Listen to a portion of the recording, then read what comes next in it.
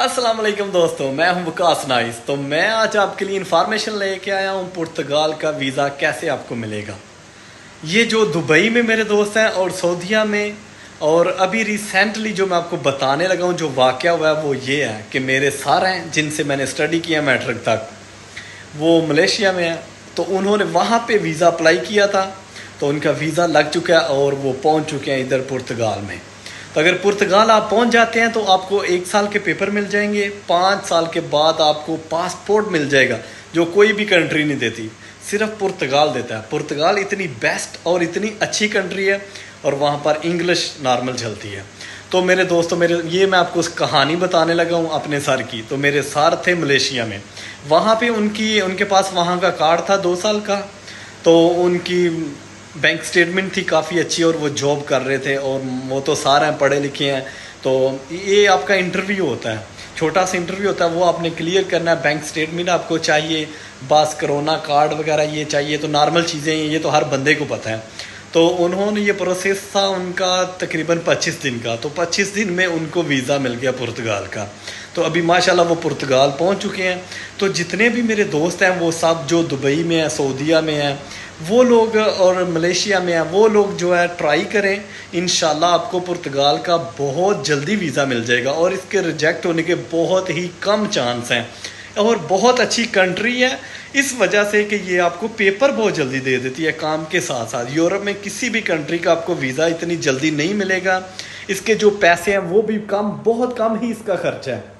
तकरीबन कम से कम उनका कितने पैसे लगे हैं, अभी आपको मैं पाकिस्तानी पैसों में बताऊंगा कि उनका 10 से 12 लाख रुपया खर्चा आया टोटल।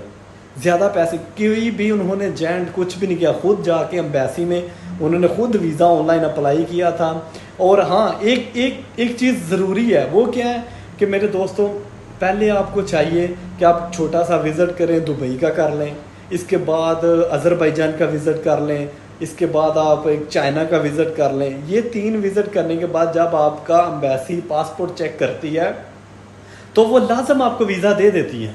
आपको वीज़ा रिजेक्ट नहीं होता, अप्रूवल जो आपकी रिजेक्ट नहीं होती, आपको वीज़ा मिल जाता है। तो ऐसे भी आप अगर किसी एजेंट को कहीं से भी वीज़ा लेते हैं तो 35-40 लाख रुपया आप जो है पे करते हैं। इससे बेस्ट तरीका यही है कि आप 2-3 कंट्री के विज़िट करें। उसके बाद जब आपके 2-3 स्टम्पें आउट इनकी लगी होंगी 5-6, तो यकीनन आपको हर सूरत हाल में पुर्तगाल जो है वो बहुत ही जल्दी, बहुत ही ईजीली, उसकी ज़्यादा रिक्वायरमेंट नहीं है, वो वीज़ा दे देता है। तो आप कोशिश करें कि जो है ना, जितने भी सऊदी और दुबई में और मलेशिया वगैरह में मेरे दोस्त हैं वो वीज़ा हासिल करने की, ये यकीनन आपको ये वीज़ा ज़रूर मिलेगा। तो इसमें कोई भी बंदा जो है किसी के थ्रू अप्लाई करने की कोई ज़रूरत नहीं।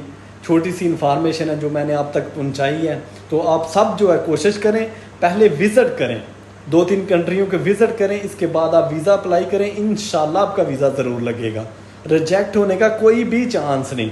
और इधर आते ही जब आप पहुंच जाते हैं 1 साल के आपको पेपर मिलेंगे, 1 साल के पेपर मिलेंगे। उसके बाद आपको 5 साल का पासपोर्ट मिलेगा। आप अपनी फैमिली भी बुला सकते हैं इधर, अपने बच्चे भी, जो कुछ भी है इजीली। और जॉब भी इधर इजीली मिल जाती है। यूरोप में अगर पेपर आपके साथ एक कंट्री के, दूसरी कंट्री में भी जाके आप काम कर सकते हैं।